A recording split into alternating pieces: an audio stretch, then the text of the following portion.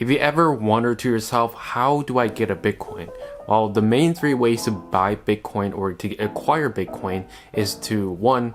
Buy it, 2. Receive it as a gift or as a payment, or 3. You can just go out and get it. Now, the first two ways, they are pretty self-explanatory, and they usually have a lot of debate around if they're a currency or are they more of an investment. As for the third way, Bitcoin is created through a process called mining, in which computers using hashing power is used to solve a puzzle in pursuit of a number called a nonce.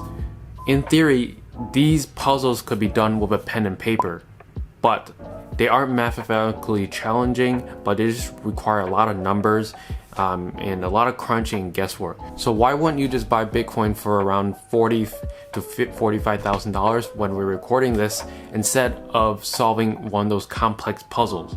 To answer that question, it helps to think of the traits that Bitcoin shares, not with the currencies for investments, but with something else, commodities.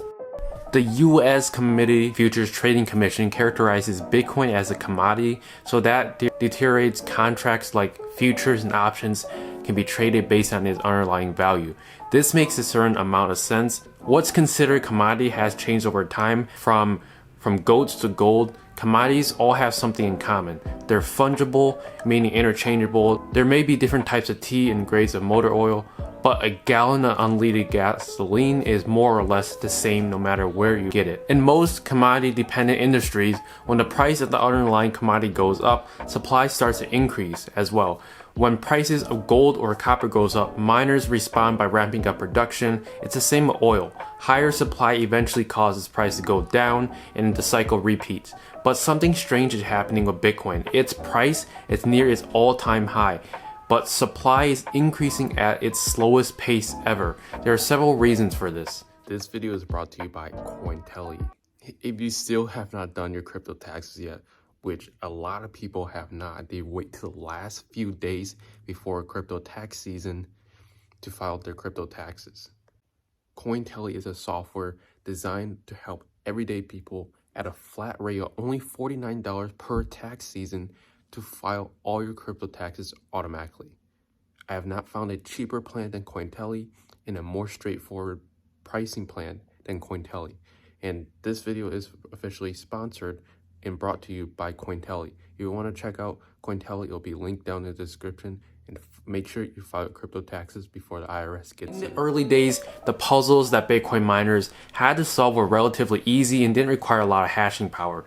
A dusty old CPU would do the trick, but the puzzle had gotten exponentially harder over time. This is because Bitcoin's founders decided that each block of Bitcoin should take about 10 minutes to mine, in an effort to keep a lid on supply. As computing power surged, so did the difficulty. The difficulty is adjusted every 2016 blocks, which is roughly every 2 weeks if it takes 10 minutes to mine a block.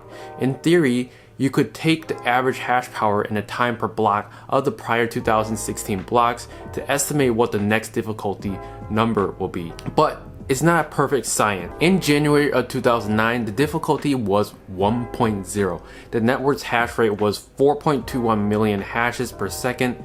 Now today, the network's difficulty is close to 20 trillion, and the hash rate is around 150 terahashes per second, with a terahash equaling to 1 trillion hashes.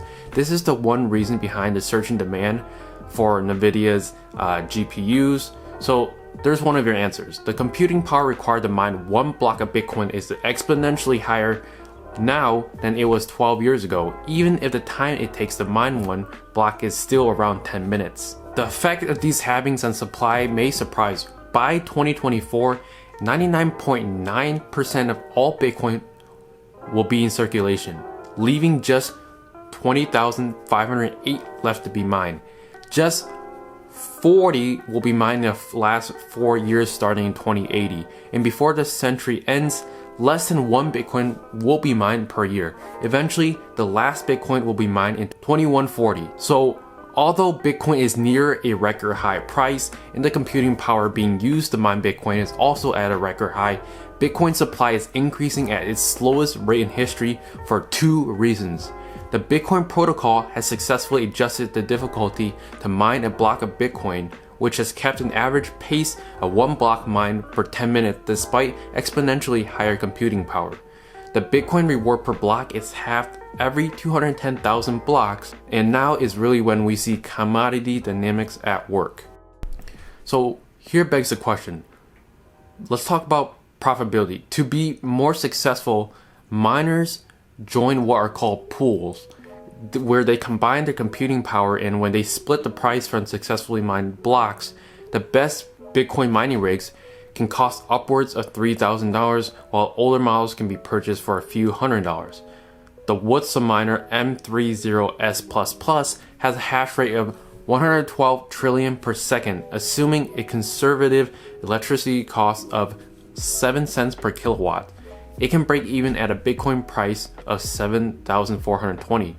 This looks like a sweet deal now, but just keep in mind that Bitcoin was less than $7,000 just last April. Older models like the Antminer S9, which has a hash rate of just 13.5 trillion per second, can break even at 24,730 Bitcoin. The hash rate was more than acceptable when Bitcoin mining took less computing power and each block yielded 50 Bitcoin, and it's been profitable recently. But it could be a money-losing endeavor if computing power floods the market and the difficulty increases at a faster pace than Bitcoin's price. This has happened several times before when Bitcoin's price crashes or the difficulty level rises to a point where profitable rigs become unprofitable. So similar in the oil industry, new wells won't be drilled if the break-even price per well is too close to the current price of oil. This is why many oil majors have divested away from plays that were profitable at $55 oil or higher. And it's also why drilling ground to a halt when oil crashed and stayed below $40 from March through November of 2020. Bitcoin is similar. New rigs won't be bought and miners won't mine if the break-even is too close to the current price. Even the best rigs out there just earn $1,750 or so per day at $30,000 Bitcoin, assuming of course 7 watts per kilowatt at a sticker price of $3,000 per rig. It would take 170 days to break even. If Bitcoin crashes to 15,000, it could take a year. And if the network is flooded with computing power and the difficulty goes up, you could be out of luck entirely. So when does the party end? The common theme between all commodities is that they have tangible use in everyday life. Therefore, prices spike if production goes down, electricity prices go up during a power outage, water prices go up if a water main bursts. These tangible effects can also offer opportunity. When oil tops $100 per barrel in 2008, it was because the world was consuming more oil and thought it would run out. But new technologies like horizontal drilling, hydraulic fracturing unlock previous unprofitable reserves. And today, many companies can turn a profit for a $40 oil. Unlike oil, Bitcoin isn't tangible and doesn't have practical use in the physical world. It has a limited supply, and the Bitcoin protocol ensures that new Bitcoins are produced at consistent, independent of computing power. In this way, Bitcoin's relationships with supply, production, and price is completely different than traditional commodities. That makes sense because it was, after all, originally intended to be something else: currency. The power of halving is truly incredible. Consider that by 2060, the annual Bitcoin supply will be increased by hundreds, not millions per year. Once the additional supply becomes negligible, we could see Bitcoin's price volatility go way down, and only then, perhaps, will Bitcoin stop reminding us of commodities investments and truly become what it is intended to be.